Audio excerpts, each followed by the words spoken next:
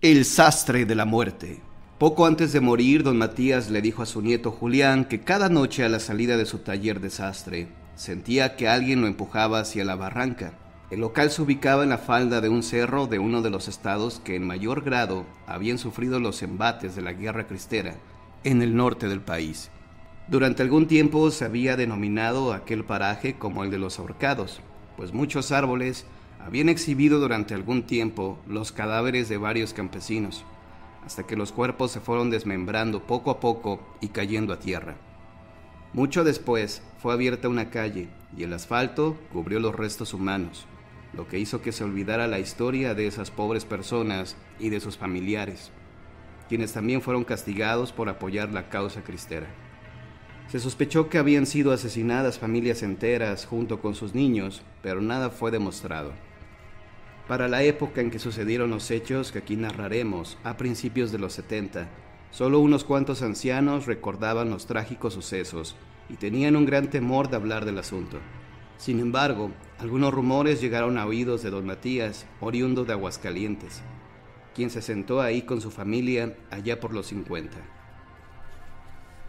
Supo que los ahorcados cristeros habían experimentado una agonía peor que la muerte física, presenciar la muerte de sus hijos. En efecto, los viejos del lugar recordaban con tristeza la fría noche en que 7 angelitos, 7 pequeños de a lo mucho 1 año de nacidos, habían sido llevados a la muerte por las fuerzas de un oficial que se perdió en la oscuridad de la historia. El Chacal, así le decían porque disfrutaba torturando sin motivo a sus prisioneros. Entre otras cosas, les extraía los molares con unas tenazas cada que no respondían a una de sus preguntas para hallar a los guerrilleros que perseguía. Tenía siempre la imaginación lista para infligir los mayores castigos a quienes se rebelaran ante su uniforme de oficial. Tan terribles e inhumanos eran sus métodos que los sobrevivientes rara vez especificaban cómo trataba a sus víctimas. De modo que don Matías y otros curiosos jamás se enteraron con exactitud de la forma en que fueron aniquilados los niños de los cristeros ahorcados.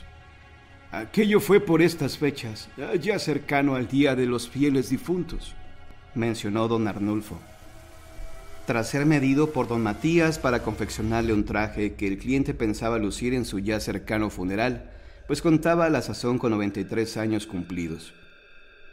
Yo les llevaba mensajes a las monjas del monasterio de San Agustín, y de ahí salí a la serranía a hallarme con un grupito de guarachudos hambreados que no desistían de su lucha. En una de mis subidas vi un lugar rodeado por los soldados. Era un pueblo miserable donde se aprovisionaban los que estaban peleando. ¿Los militares? Ya tenían a toda la gente reunida en el centro del pueblo y hasta las criaturas estaban ahí con ellos. Lo que les pasó a los chiquillos me da dolor platicarlo, pero lo que me hace sentir orgulloso es que nadie dijo nada del escondite de los cristeros. En cuanto el cliente se retiró, don Matías fue a sentarse ante su máquina de coser, meneando la cabeza. ¿Quién iba a decir que me iba yo a convertir en sastre de cadáveres? Miren a ese pobre señor, ya está viviendo sus últimos días. Y como es la costumbre por aquí, ya hasta tiene su ataúd guardadito en su cuarto, a un lado de su cama. Don Matías solía quedarse a laborar aún después de haber cerrado el local, y no es que tuviera mucho trabajo, sino como buen perfeccionista, se la pasaba terminando con minucia o rehaciendo las composturas o las vestimentas que no lo habían dejado muy satisfecho. Siempre se quedaba solo, únicamente acompañado de un gato que había recogido en la calle. Pero aquella sería una noche que nunca olvidaría. Cuando las 11 de la noche sonaron en la vieja iglesia del pueblo, se encontraba dormitando, arrellanado en su mullido sillón tapizado con plástico verde. La labor colgaba abandonada de sus nudosos dedos. De pronto, por entre las rendijas de la pequeña puerta de madera del lugar, penetró un susurro que se fue acercando cada vez más a sus oídos. Levantó la cabeza, espantado, y mientras comenzaba a entender algunas palabras que le eran espetadas cerca de la oreja, vio que el gato, sobre el pequeño mostrador, se erguía erizando todos los pelos. Julián contaba entonces con 11 años y era un muchacho que llamaba la atención en la escuela por su mente ágil que le permitía comprender los preceptos científicos con facilidad.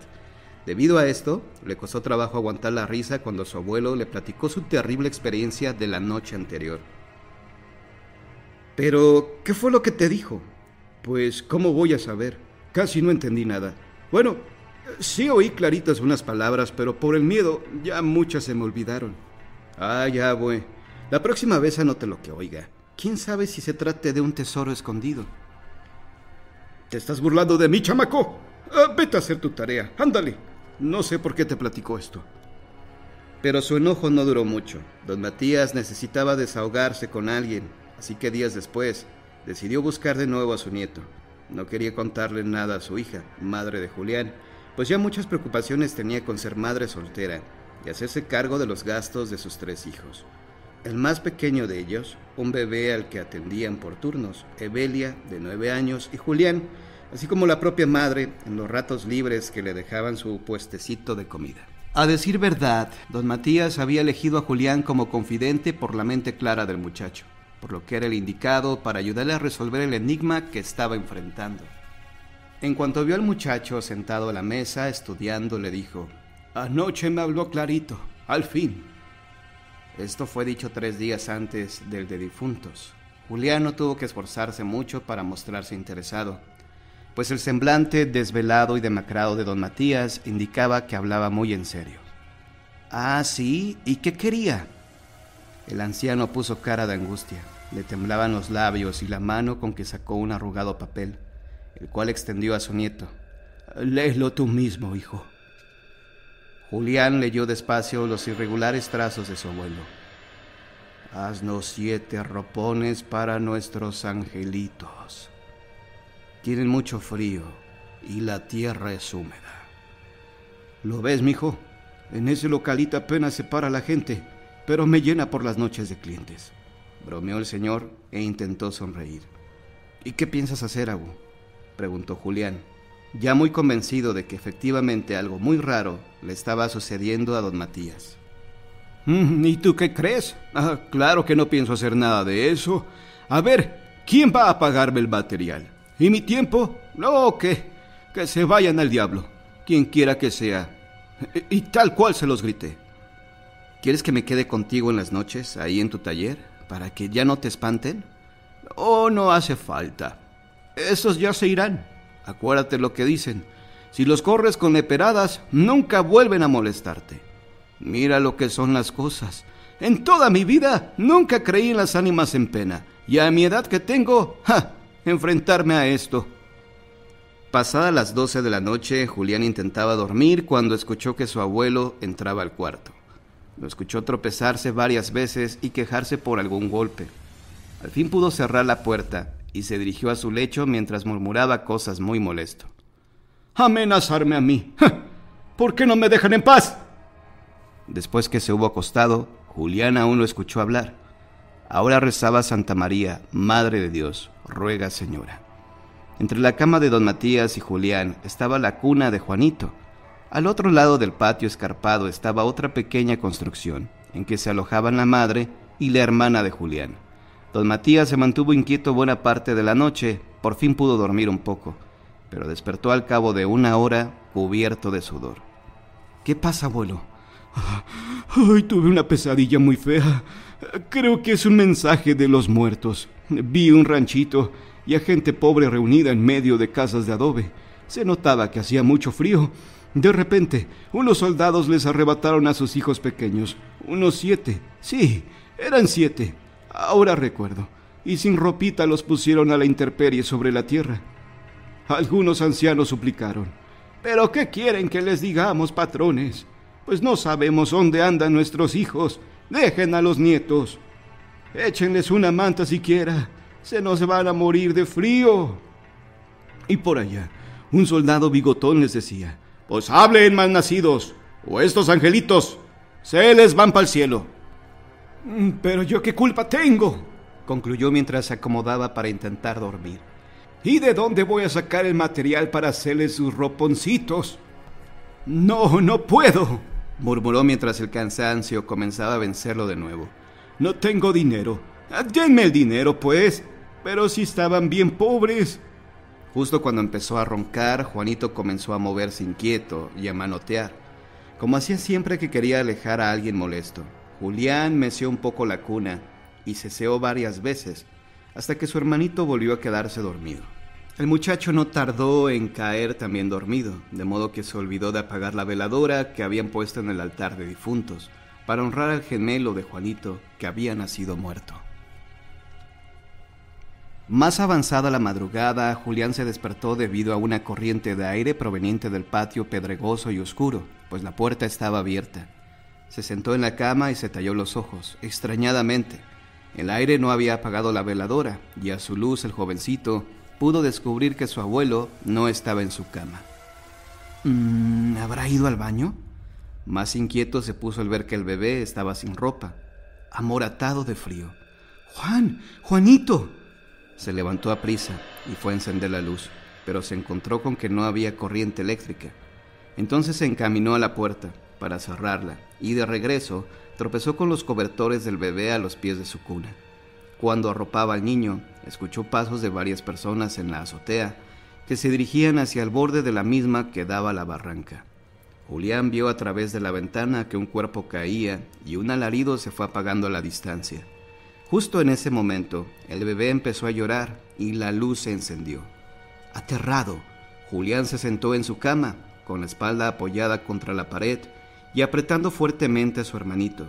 No se atrevió a apagar la luz y no quiso indagar nada acerca de su abuelo.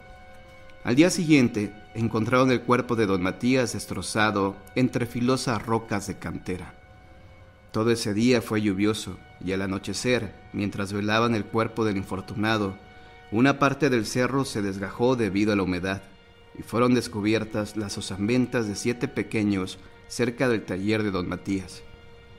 En ese paraje se ha construido una carretera sólida y quienes cruzan por ahí en la noche de difuntos dicen que ven varios bebés abandonados al borde del camino, pero al detenerse para recogerlos, descubren que ya no hay nadie.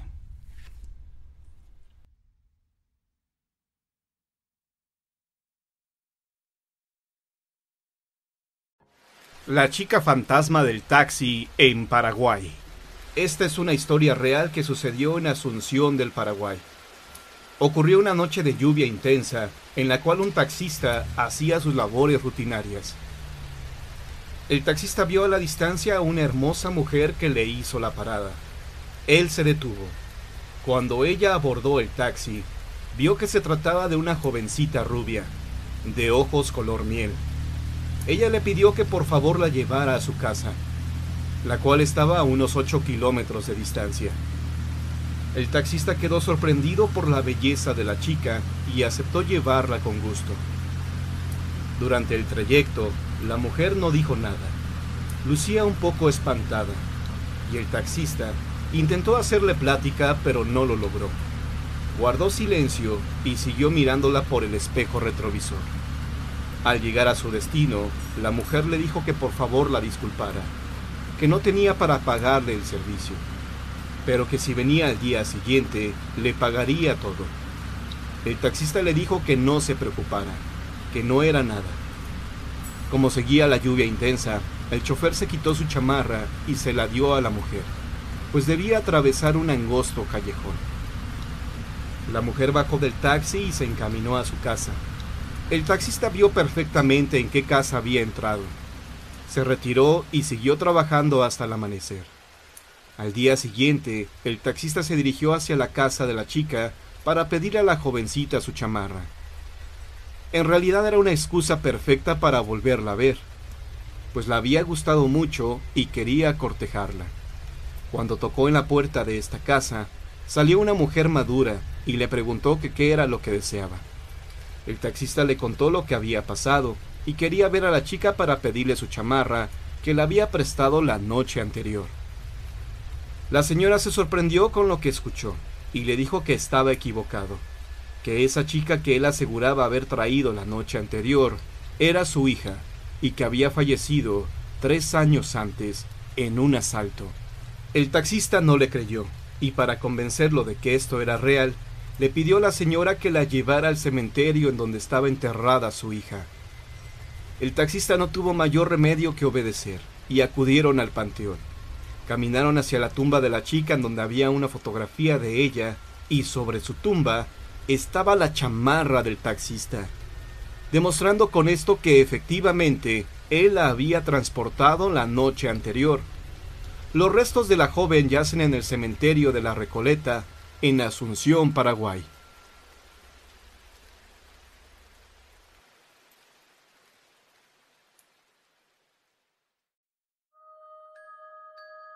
La extraña mujer de la carretera. Historia escrita y narrada por Juan Antonio Amezcoa. Sería la 1 de la madrugada cuando salí de Querétaro para San Luis Potosí. Debía entregar la carga a las 5 de la mañana y había mal clima. Ya era temporada de lluvias y estaba un aguacero bárbaro. Nosotros debemos entregar la carga sin contratiempos, sin excusas ni pretextos. Tuve que bajar la velocidad, pero aún así podría llegar a tiempo. Me faltaba 1 hora de camino y la lluvia no paraba. De repente observé algo que me llamó la atención, y es que a la orilla de la carretera estaba una mujer vestida de blanco. Me sorprendió mucho al verla parada ahí, porque ella portaba un vestido delgado, y no parecía inmutarse con la lluvia, ni con el frío que se sentía en ese momento. Observé que ella me miró al momento de pasar a su lado. Era joven, atractiva, y lucía una larga cabellera negra. No hizo nada por detenerme, pedirme un aventón. Seguí de largo, y observé de nuevo por el espejo retrovisor, pero ya no la vi. Quizá por la oscuridad de la noche, o porque ella se había movido a otro lugar, pero ella había desaparecido.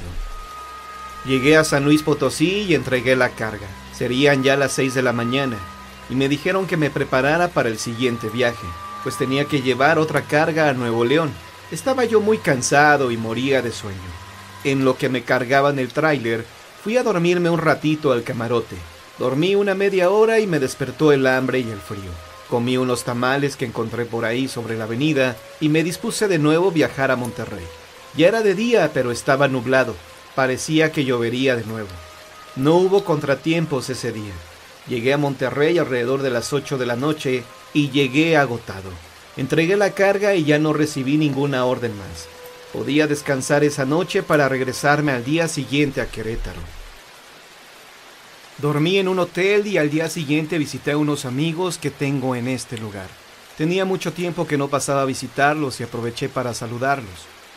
El día estuvo tranquilo y por la tarde recibí la llamada de mi jefe informándome que pasara a la bodega por mi tráiler, que ya estaba cargado para que lo llevara a Puebla, que podía entregarlo antes de las 12 del día. Le dije que estaba bien y que en un momento más iría por el cargamento para llevarlo. Estuve un rato más con mis amigos y me despedí de ellos. Pasé por mi tráiler a las 10 de la noche y comencé el viaje de Monterrey a Puebla sin escalas. De nueva cuenta comenzó a llover con fuerza. Ver la lluvia caer me hizo recordar aquel incidente que había vivido unos días, de toparme con esa extraña mujer que estaba debajo de la lluvia. Aún era temprano y veía mucha gente en la calle, pero alrededor de la 1 de la madrugada ya no veías a nadie en las calles. Aún me faltaba mucho para llegar a mi destino.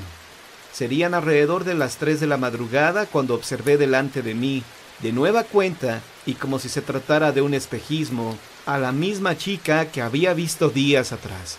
Inclusive bajé la velocidad para observarla mejor y sentí un profundo escalofrío cuando vi que se trataba de la misma dama. Llovía con fuerza y ella no se inmutaba por las inclemencias del tiempo. De nueva cuenta, ella no hizo nada por detenerme, no me pidió que la llevara, simplemente me sonrió. Por decisión propia detuve el tráiler. Me orillé en la carretera y me bajé del vehículo. Quería hablar con ella, cerciorarme que no era una alucinación. Al bajarme de mi tráiler y caminar hacia el lugar donde la vi, ella había desaparecido. Se me hacía imposible creer que ella hubiera desaparecido, así como si nada. Se me hacía imposible creer que ella hubiera desaparecido. No había nada en donde ella pudiera ocultarse, y ahí sentí mucho miedo. Regresé a mi tráiler y emprendí de nuevo el viaje. Iba muy nervioso, espantado por lo que había visto, y tuve que hacer una parada obligada, pues mis manos me temblaban. Me detuve a fumarme un cigarro para calmar los nervios. Llegué a Puebla a las 10 de la mañana. Entregué la carga y busqué alguna fonda en donde desayunar. Me moría de hambre. Ahí me encontré a un compañero llamado Joel, que al verme entrar me invitó a que me sentara en su mesa. Llegas a tiempo, Me dijo. apenas voy a pedir también. Me senté con él. Habían 2 o 3 personas más a nuestro alrededor. Lo primero que nos sirvieron fue un café negro. Después pedí unos chilaquiles rojos con pollo. En lo que nos traían nuestros desayunos, mi amigo Joel me preguntó qué tenía. ¿Qué tienes? Te noto raro. Nada, solo que estoy cansado, Entiendo. respondió él, y le di un sorbo a su café. Dime algo, ¿tú crees en fantasmas?, Ya sé a dónde vas. me dijo. De seguro viste un fantasma en la carretera, ¿cierto? No creo que un fantasma luzca tan bien como la chica que vi, le contesté. ¿La viste guapa? Bastante. Por eso no sé si lo que vi fue un fantasma. He visto varios fantasmas en la carretera. Niños, ancianos, mujeres de todo tipo. Algunos los he visto muy feos, descarnados.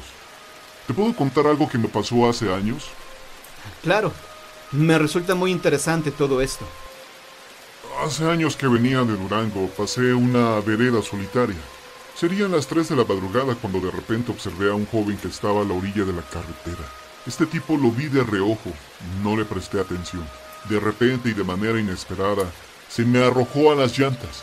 Intenté frenar, pero fue demasiado tarde. Lo atropellé. Sentí cómo pasé por encima de él. Al frenarme y bajarme para ver cómo había quedado el cuerpo, no encontré nada. No había sangre, no había restos de esa persona. Simplemente se había esfumado. Subí a mi tráiler y me fui de ahí. Días después pasé por ahí otra vez y de nuevo lo vi, pero bajé la velocidad.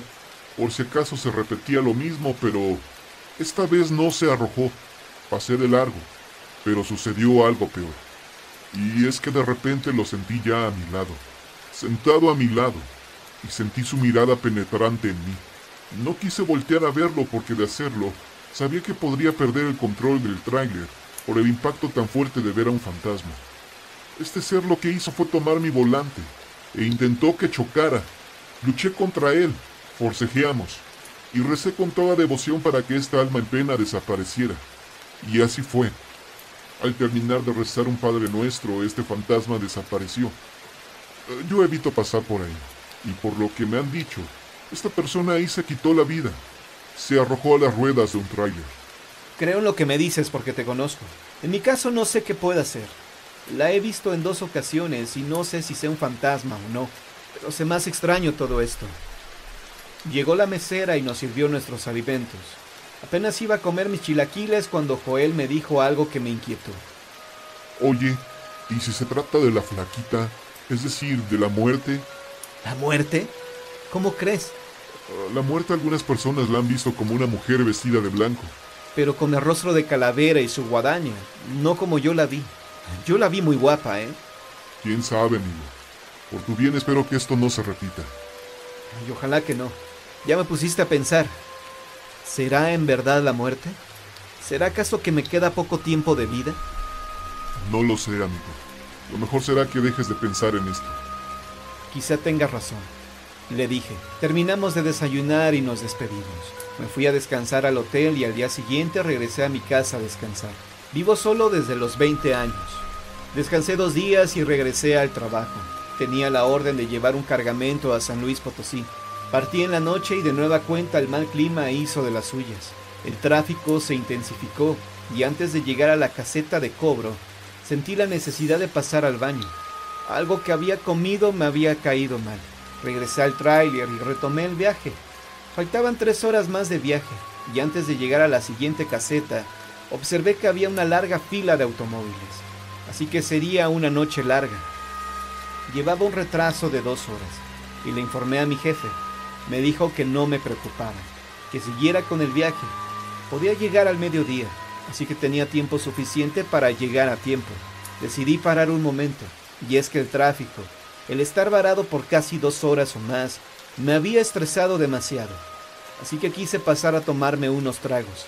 Mi plan era estacionarme en el primer bar que encontrara, y después de manejar por casi 1 hora encontré uno, aunque nunca lo había visto. Estacioné el tráiler y entré al bar. Al entrar, vi que había pocas personas. De hecho, cuando estacioné el tráiler vi que había un vehículo solamente afuera. Me atendió un hombre mal encarado y se veía con cara de pocos amigos. Yo traté de ser amigable con él y le di las buenas noches. Buenas noches, ¿me da una cerveza, por favor? Este hombre me dio la cerveza sin preguntarme siquiera cuál quería. Me la dio y empecé a beberla. Traté de hacerle plática y no me siguió la conversación. Hace frío, ¿verdad? Por el espejo que tenía enfrente de mí, vi que atrás estaban 3 hombres que empezaban a hablar entre sí, pero en voz baja. Esto me pareció curioso, porque no había más personas que nosotros. ¿Qué más daba que ellos hablaran en voz alta? Esto me dio mala espina, y me di cuenta que el cantinero comenzó a hacerle unas señas a estos tipos. Yo me percaté de esto y supe que estaba en problemas. Estaba atento a lo que ellos decían, pero apenas si podía escuchar algunas palabras como carga, tráiler y nos lo cargamos. El cantinero se quitó de la barra y sabía que esto se pondría feo. En ese momento, y no sé de dónde salió o en qué momento llegó, pero a mi derecha estaba la mujer de blanco que había visto días antes en la orilla de la carretera. Ten cuidado, me dijo ella, tu vida está en peligro. Quería preguntarle muchas cosas, como su nombre, quién era ella, qué hacía ahí, por dónde había entrado. Tanto que quería preguntarle, pero sabía que no era el momento, pues ella me confirmaba mis sospechas. Mi vida estaba en peligro. Métete al baño y no salgas para nada, me dijo ella. Me levanté del banco en el que estaba y giré hacia mi derecha. Al fondo se veía el baño de los hombres y me fui hacia allá. Al hacer esto eché un último vistazo hacia atrás, hacia la barra, y observé que ahí seguía esa extraña mujer de blanco, que al parecer no la habían visto estos hombres. Observé también que uno de estos tipos se había levantado de la mesa en donde estaban. Entré al baño y cerré la puerta. Le puse pasador. Pasaron unos minutos y escuché que tocaron a la puerta. ¡Ey! ¿Te falta mucho? No, ya casi salgo, contesté nervioso. ¿Es de usted el tráiler que está allá afuera? Preguntó de nuevo el hombre. ¿Para qué quiere saber?, le pregunté. Responde, ¿es tuyo o no? Este tipo lanzó algunos improperios y escuché claramente cómo cortó cartucho de su pistola. Yo esperaba que abriera la puerta a la fuerza y que sería mi fin, pero en ese momento escuché gritos de horror de estos tipos y escuché disparos. Al menos la pistola la accionaron en 3 ocasiones. Pero los disparos se escuchaban en el bar. Los gritos siguieron, gritos de miedo, gritos de horror.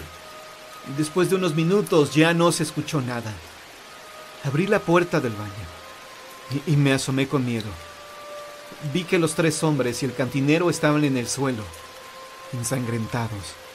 En el pecho y en sus rostros tenían arañazos grandes, profundos, que seguramente les había arrancado la vida. Salí de ese bar corriendo, subí a mi tráiler y me fui de ahí lo más rápido que pude. Esos hombres habían querido asaltarme y esta mujer vino a salvarme. Llegué a San Luis Potosí temblando aún del miedo. Descargaron mi tráiler y me fui a la iglesia a rezar, a darle gracias a Dios porque me había salvado de milagro. No sé, y creo que jamás sabré quién era esa mujer de blanco que llegó a mi auxilio, pero siempre le estaré agradecido. Jamás la vi de nuevo, y espero nunca más hacerlo, porque tal vez, en verdad se trata de la muerte, que esa madrugada fue por estos tipos.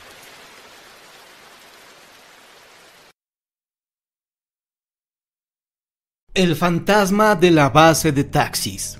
Armando Castillo trabajaba para un sitio de taxis de un prestigiado hotel de la Ciudad de México. Un día a la semana tenía que velar, pues durante la madrugada, algunos clientes salían al aeropuerto o a otros puntos importantes. Por eso debía haber siempre un taxi disponible. Cuando él tuvo esta tenebrosa experiencia, llevaba ya algunos meses laborando en este lugar. Y hasta ese momento no le había ocurrido nada extraño. El que velaba se quedaba en un cuartito donde había una televisión pequeña y un catre. Ahí descansábamos hasta que saliera algún viaje. Esa noche transcurrió con normalidad. No había salidas programadas y como en el día había andado de aquí para allá, ya andaba algo cansado. Así que me recosté en el catre y me tapé con una cobija. Ya me estaba quedando dormido y sentí que algo se me sentó en las piernas. Me fijé bien y no vi nada, pero no me espanté porque pensé que era por mi cansancio. Apagué la televisión e intenté dormir un rato. Este sería apenas el primer aviso, ya que minutos después se repetiría la acción pero con mayor fuerza. Armando no se imaginó lo que estaba por suceder, pues nadie le había advertido lo que ahí pasaba durante la madrugada. De ratito sentí de nuevo que algo se me había sentado en las piernas y que se fue recorriendo hasta las rodillas. Cuando sentí eso me encogí y estiré mis pies con mucha fuerza. Escuché cómo rebotó en la pared y enseguida encendí la luz para ver qué era. Y no había nadie. Y eso que el cuarto era pequeño. Me puse a rezar. Encendí la televisión y ya no pasó nada. Lo que vivió Armando ya le había sucedido a otros de sus compañeros, pero algunos no lo contaban por temor al ridículo. Nadie sabía de quién podría tratarse, si es que alguien había fallecido en este pequeño cuarto o qué es lo que habían hecho en él para que esto se manifestara. Para evitar que se repitiera el fenómeno, Armando y las personas que se quedaban a velar prendían la televisión o dejaban el foco encendido. Preferían dormir con luz que sentir cómo el ente se le subía. Armando estuvo solo unos meses en este sitio de taxis, pues después fue movido a otro hotel donde se enteró de un hecho aún más escalofriante, pues inclusive existía un video de la aparición de un fantasma. Fantasma captado por una cámara de seguridad. El señor Barrera era el encargado de la base a donde fue movido Armando. La relación que tenían con él no era buena, pues Barrera era un hombre abusivo. Les pedía cooperación semanal a sus trabajadores, y esta era cada vez más elevada. Les inventaba cualquier pretexto para que aportaran más de la cuota establecida, y por si esto fuera poco, Barrera tenía sus consentidos. A estos les daba los mejores viajes, y a los demás algunos por ahí cerca que cobraban barato. Pero las acciones arbitrarias de Barrera llegaron a su fin con su muerte. Él estaba de vacaciones en el puerto de Acapulco, Guerrero. Se estaba dando la gran vida y quiso nadar en el mar, pero al ser inexperto, lo arrastró una ola y falleció ahogado. Pocos lamentaron su deceso cuando se enteraron, solo aquellos que habían sacado provecho de tener un parentesco o amistad con él. Lo sobrenatural vino después, cuando los guardias de seguridad del hotel afirmaron haberlo visto a través de las cámaras de vigilancia. Para ellos no había la menor duda, pues lo conocían muy bien. Incluso el video se lo mostraron a uno de sus familiares y este dijo que se trataba de Barrera. Le oficiaron misas para que su alma descansara en paz, pues fueron varias veces las que se hizo presente en este lugar. En el primer caso, donde Armando fue el protagonista, puedo comentar que la mayoría de las bases de taxis improvisan un pequeño cuarto en la calle. Por desgracia, es precisamente ahí donde se registran accidentes fatales o muertes a manos de criminales. Por eso es común observar cruces indicando el lugar donde, como dicen los sacerdotes, la persona entregó su alma al Señor. Pero no siempre se coloca una cruz donde la persona falleció, tal vez porque el difunto no tenía familiares o estos no lo creyeron conveniente. Con el paso del tiempo, la triste noticia de que en ese lugar fue levantado un cuerpo es solo conocida por aquellos que llevan toda su vida habitando esa colonia. Cuando se construye cerca de ahí o encima de este lugar, por increíble que esto parezca, la persona que ahí falleció puede manifestarse de forma agresiva, pues considera que se le está faltando a su memoria. Esta podría ser una explicación para el caso de Armando. La otra, y no se descarta, es que alguno de sus compañeros haya realizado una invocación, pero es difícil de saberlo. Sobre el caso del señor Barrera, del cual también nos informó Armando, es bien sabido que algunas personas, sin importar que hayan fallecido de una forma trágica o natural, se pueden manifestar en el lugar donde trabajaron por años, ya que fue el lugar donde pasaron la mayor parte de su tiempo. Lo interesante de este caso es que existió un video de seguridad donde quedó registrado el espectro del señor Barrera. Desafortunadamente, Este material fue borrado por el miedo que les provocó a los guardias del hotel.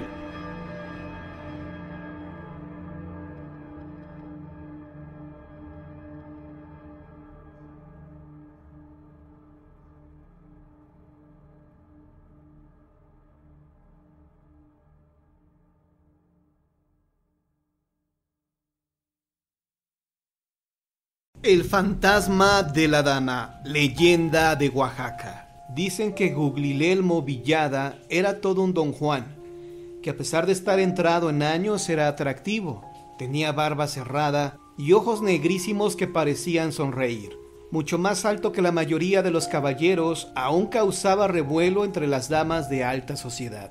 Los chismosos de esa época decían que ninguna mujer se le había escapado viva, pero que solo existió una mujer misteriosa que cautivó por completo a don Guglielmo, quien se encontraba en Oaxaca, pues representaba a la Real Audiencia del Virreinato Español en el año de 1709. Pues bien, el encuentro con dicha dama fue en la calle de Cirineos en Oaxaca, cuando don Guglielmo tenía una cita de negocios con el vicario de San José. Fue solo un instante, pocas centésimas de segundo, en que Guglielmo observó a la mujer cruzar frente a él, para quedar impactado de su belleza. No era una mujer joven, era una mujer madura con el pelo oscuro, recogido en una coleta. Tenía el cuello largo y fino como el de un cisne, y la delicada voluptuosidad de las mujeres bonitas.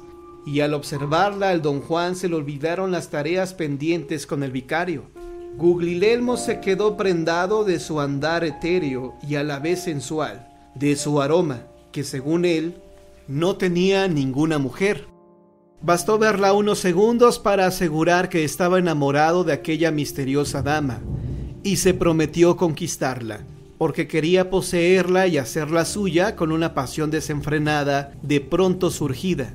Al día siguiente, a la misma hora y en la misma calle de la Soledad, donde había hallado al amor de su vida, el acaudalado caballero español se encontraba ahí puntual para abordar a su enamorada. Aguardó con paciencia, con todas las ansias de encontrarse con ella. Él portaba su mejor casaca y su mejor calzado, pero en esa tarde la mujer no se apareció. Mas la paciencia del hombre duró un poco más, y aguardó durante una semana entera sin que a la mujer se le volviera a encontrar. Pero una cosa sí sabía, que vivía en la última casa de la calle de la Soledad. Era una enorme mansión, bien adornada, con un portón imponente y altísimo que lo separaba de su amor. Por ello, decidió buscarla en su casa, decirle todo, que le había gustado mucho al verle y que quería conocerla.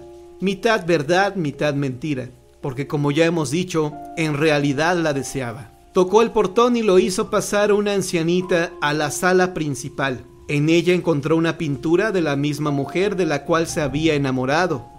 Ella portaba en el cuadro el mismo hermoso vestido con el que la conoció. Al instante le preguntó a la anciana por ella, a lo que la mujer le informó una reveladora noticia, que don Guglielmo a sus 42 años habría escuchado, pues la anciana afirmó: «Murió hace una semana. Vivía solitaria en esta casa y no tenía ningún familiar. No le he mandado hacer ninguna misa en su nombre y yo creo que su alma no se encuentra en paz. Necesita descansar». Ante tal noticia, el hombre sintió la esperanza rota y una gran desilusión en su corazón. Como único consuelo, le dio a aquella anciana algún dinero para que le mandara hacer las misas correspondientes a su amor frustrado. En los siguientes días, las ansias de conquistar a las mujeres y romperles luego el corazón a este caballero se le apagaron. Se volvió un buen católico, desposándose con una bella mujer en virtudes y de buen corazón.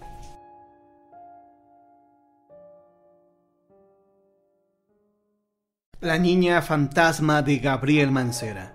Esta leyenda ha pasado de boca en boca por todos los habitantes de las colonias del Valle, Narvarte y sus alrededores. Su ubicación exacta de esta leyenda, en el cruce del eje vial número 5 Sur, mejor conocido como Eugenia, y el eje vial número 2 Sur, también conocido como Gabriel Mancera. Alrededor de las 2 de la madrugada, una chiquilla se dirigía caminando hacia la farmacia para comprar las medicinas de su madre, que estaba muy enferma, hecho por el que se vio forzada a salir a altas horas de la madrugada. La niña, consciente de la hora, prudentemente respetaba los semáforos y los señalamientos antes de cruzar las calles hasta llegar a su destino, y así lo hizo también en el cruce de Eugenia con Gabriel Mancera. Al ponerse la luz roja para los vehículos que transitaban sobre eje 5, la chica se dispuso a caminar de esquina a esquina para cruzar, pero nunca llegó al otro lado, ya que un coche a exceso de velocidad decidió ignorar la luz roja y cruzar sin precaución alguna sobre otros automóviles o transeúntes que cruzaban. Golpeó mortalmente a la niña, dejándola medio viva y medio muerta en el arroyo del tránsito. El automovilista responsable nunca se bajó del vehículo. Es más, nunca se detuvo para saber si la niña estaba viva o muerta, y no pidió asistencia médica a nadie. Sin más, siguió su camino. Eventualmente la niña falleció en agonía y sola. Nadie la ayudó. Desde entonces, y es aquí donde uno debe de espantarse, alrededor de las 2 de la madrugada, en el cruce de Eugenia y Gabriel Mancera, el espíritu de la niña se aparece a los automóviles que circulan a exceso de velocidad. Ella cruza la calle como aquella fatídica noche cuando perdió la vida, provocando así que los autos sufran accidentes por tratar de esquivarla cuando la ven, haciendo que se volteen algunos. Una vez que ha provocado el accidente, se va, dejando a los pasajeros sin asistencia de ningún tipo para morir solos, tal cual ella falleció. La niña fantasma que busca su muñeca, leyenda de Nuevo León. En el centro de Monterrey hay una casa que data de 1930. Es de 3 pisos y en sus años de gloria, en la terraza, tenía una piscina, la cual fue clausurada porque en ella falleció una niña de 7 años de edad. Su deceso fue accidental. Mientras su madre dormía porque tenía un fuerte dolor de cabeza, ella se encontraba jugando con una pelota cerca de la alberca y desgraciadamente tropezó con una manguera y cayó al agua. Cuando la madre encontró el cuerpo sin vida de su hija, por poco pierde la razón. Los padres de la niña decidieron poner en venta la casa, pues cada habitación y rincón del inmueble le recordaba a su pequeña hija. En lo que salía un comprador, ellos se marcharon a otro lugar. Pasaron varios años, hasta que un empresario de Monterrey compró la casa para poner en ella una agencia de publicidad, algo novedoso para la época. Una de las primeras cosas que hizo el nuevo dueño fue clausurar la piscina, y no para prevenir que se repitiera la tragedia, sino porque no la requería. Además ocupaba mucho espacio. Los fenómenos paranormales empezaron a ocurrir al poco tiempo de que esta casa fue remodelada y haber abierto sus puertas al público como agencia de publicidad. Durante la madrugada se escuchaba la risa de una niña y esto desconcertaba al vigilante, pues recorría los 3 pisos de la casa y no encontraba a nadie. Después ya no solo se oía la risa y sus pasos por las escaleras, sino hasta la veían, llevándose el susto de sus vidas, pues la niña llevaba su uniforme escolar, pero con el rostro de calavera. Las apariciones de la niña continuaron y prácticamente todos los veladores que llegaban a trabajar a este lugar la vieron, lo cual provocaba que estos renunciaran ante el temor de que se les apareciera de nuevo. ¿En dónde está mi muñeca?, es la pregunta que a todos les hacía y que sigue haciendo, pues como en todas las historias de fantasmas, estos seres se pueden ausentar por un tiempo, pero siempre regresan, debido a que sus almas nunca logran descansar en paz. Los difuntos también viajan. Era un domingo de mucho calor. Yo me levanté temprano porque ya no soportaba estar acostado ni un minuto más. Generalmente para mí los domingos son para dedicárselos a mi familia, así que no salgo a ruletear. Pero esa mañana en particular discutí con mi esposa, ya que a últimas fechas mi matrimonio no iba nada bien, y entrábamos seguido en discusiones. Muy molesto y sin desayunar salí, tomé mi taxi y arranqué. Al cabo de un par de vueltas me detuve agobiado por el hambre en un puestecito de tamales. Pedí una torta y comencé a comer. cuando de pronto una anciana con aspecto muy amable y cordial se me acercó y me dijo: «Perdone, joven, ¿podrá usted llevarme a la iglesia de San Hipólito?». Me miró con mucha familiaridad. No sé explicar lo que sentí, pero no pude negarme. Tal vez si hubiese sentido eso tan raro, le hubiera dicho que estaba comiendo y que buscara otro taxi. «Sí, señor, súbase», dije yo, dando una gran mordida a mi torta de tamal. Avanzamos entre las avenidas que por ser domingo y temprano estaban casi vacías. La señora no decía nada, solo se limitaba a sonreírme a través del espejo retrovisor. «¿Y qué?», pregunté yo. «¿Va a misa?». «Así es», me dijo. «Tengo una manda que cumplir». No cruzamos una sola palabra más durante el viaje, que fue breve, hasta que llegamos a la mencionada iglesia, frente a la Alameda Central. Entonces ella preguntó: «¿Cuánto le debo, joven?». «25 pesos nada más, señor». «No sea malito, ¿me espera que salga para llevarme a mi casa?». «Bueno, ándele pues». No sé aún por qué acepté esperarla fuera de la iglesia todo el tiempo que duró la misa. En otras circunstancias me habría ido, pero no pude negarme, a pesar de que en esa zona está prohibido estacionarse. Asombrosamente, ninguna grúa o patrulla me molestó durante ese tiempo. Encendí la radio y esperé. Al cabo de unos 40 minutos salió la mujer, se persignó una vez más frente a la puerta de la iglesia y abordó mi taxi de nuevo. «Ahora sí, joven, lléveme a Iztapalapa». Encendí el auto y de nuevo avancé por entre las calles de la ciudad. Tampoco hablamos mucho durante el trayecto, solo algunas cosas triviales. Llegamos rápidamente al rumbo que me indicó la señora y nos detuvimos frente a una modesta casa color azul. «Aquí es. Espéreme tantito. Voy a entrar por el dinero». La mujer bajó del taxi y abrió la puerta de su casa. Se metió y yo me quedé ahí afuera, esperándola pacientemente. Pasaron 15 minutos y no salía. Seguí esperando. Cuando ya iba a ser casi media hora de esperarla, decidí bajarme del taxi y tocar la puerta, pues el taxímetro había marcado una enorme cantidad que no podía dejar de cobrar, por muy agradable que fuera la mujer. Presioné el timbre y enseguida escuché unos pasos que se acercaban a la puerta. Un hombre de unos 40 años salió a mi encuentro. «Dígame». Es que estoy esperando a la señora que traje». «¿Perdón?». «Sí, una señora que me pidió la llevara a la iglesia de San Hipólito y que la trajera aquí después. Ya tiene un buen rato que entró a la casa por dinero y no sale». El hombre sonrió tristemente y entró de nuevo a la casa. «Espera aquí, por favor». Yo aún no comprendía lo que pasaba, solo quería cobrar el viaje e irme. El hombre salió de nuevo con una fotografía en las manos. Al instante me la mostró. «¿Es esta la mujer que trajo?». Reconocí a la amable señora en la fotografía. «Sí, es ella. Pues es mi madre. Ella murió hace 3 años y medio». Un escalofrío recorrió mi espalda en ese instante, pero traté de pensar fugazmente que no era posible lo que ese hombre decía. Pensé que se trataba de una broma. El hombre me contó que su madre había estado muy enferma. Ella era devota del santo San Judas Tadeo y cada domingo iba a visitarlo a su iglesia. «Cuando yo era niño», dijo el hombre, «estuve a punto de morir en un accidente muy fuerte que sufrí.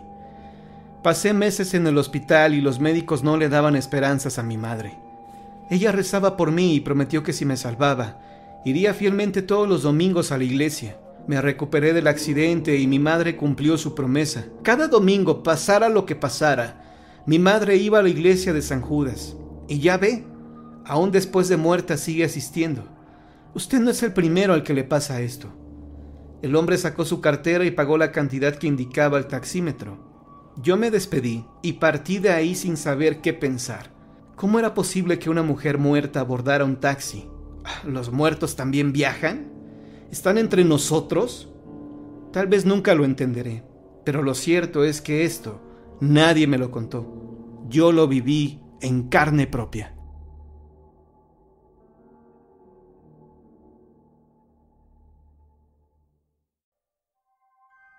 El fantasma de la monja. El amor puede traer no solo alegría, también terribles calamidades, como sucedió a mediados del siglo XVI a doña María de Ávila, una joven bonita y rica, quien tuvo la mala fortuna de enamorarse de un humilde mestizo, que solamente quería casarse con ella, no por amor, sino para conseguir dinero y posición. Los hermanos de la joven, al enterarse de quién era el objeto de los suspiros de su bella hermana, le prohibieron que cruzara palabra con el mestizo, y a éste fueron a verlo a la casucha en donde moraba. Cuando llegaron, el hombre les salió al paso, y muy valiente les dijo que él se quería casar con doña María, porque la quería, y que no estaba dispuesto a renunciar a ella. Sin embargo, los hermanos, advirtiendo una chispa de codicia en los ojos del hombre, le ofrecieron una cantidad superior a la que él había imaginado recibiría al desposar a la joven, por lo que, mostrando su ambición sin disimulo, aceptó de inmediato el oro y desapareció para siempre de sus vidas. Lo hizo sin decir ni siquiera adiós a la enamorada muchacha, quien se deshacía en llanto al no saber nada de su amado. Los hermanos, que no eran precisamente comprensivos y cariñosos, fastidiados por el dolor que mostraba su hermana todo el tiempo, decidieron enviarla a un convento. Una vez ahí, pese a los rezos y ruegos de las monjas, doña María insistía en que se quería morir y solo rezaba por el bienestar de quien creía que la amaba. Presa de locos desvaríos, la muchacha buscaba al ingrato por todos los rincones del convento de la Encarnación, calle de Luis González Obregón, sin resultado alguno, hasta que, desesperada y enloquecida, acabó con su vida ahorcándose en un árbol de la huerta del convento. Fueron las monjas quienes bajaron el disminuido cuerpo de la muchacha y quienes se encargaron de darle cristiana sepultura, pues sus hermanos, avergonzados de que doña María se hubiera quitado la vida, no quisieron saber nada al respecto. Meses después empezó a aparecer el espíritu de la ahorcada en el convento, aterrorizando a todas las hermanas, quienes lo mismo veían su desfigurado rostro en las paredes de sus claustros que en el agua de la fuente o en el coro. Así pasó el tiempo y poco a poco, después de mandar decir infinidad de misas por el descanso de su atormentada alma, dejó de aparecerse. Todos creyeron que ya finalmente había alcanzado la luz del Señor, pero tiempo después se supo que el que había sido su amor y la había dejado por dinero, también había fallecido ahorcado en un árbol de una plaza pública en un barrio desconocido de la provincia de Culiacán. Nadie hubiera sospechado absolutamente nada, ni lo hubiera relacionado con el fantasma de la monja ahorcada, de no haber sido porque el infeliz colgaba del lazo característico del hábito que vestía doña María.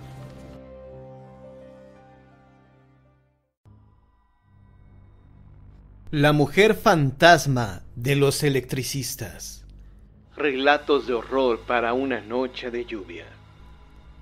Uno de mis vecinos rentó su terreno de varios metros a una compañía de electricistas. Este lugar no estaba techado, tampoco tenía algo construido. Solo era el terreno sin pavimento. Fue usado como bodega, pues ahí guardaban los transformadores, cables e incluso las grúas que ellos emplean para cambiar los postes. Estamos hablando de un terreno bastante grande. Después, y ya que improvisaron unos cuartos, se quedaban a dormir. Esto no fue de nuestro agrado, ya que todos los fines de semana se alcoholizaban y cantaban a todo pulmón, sin importarles que fueran las 2 o 3 de la madrugada. Más adelante llevaban a sus novias, y para ellos era pura diversión, hasta que una noche sucedió algo extraordinario. Uno de los jóvenes se apartó del grupo para salir a orinar.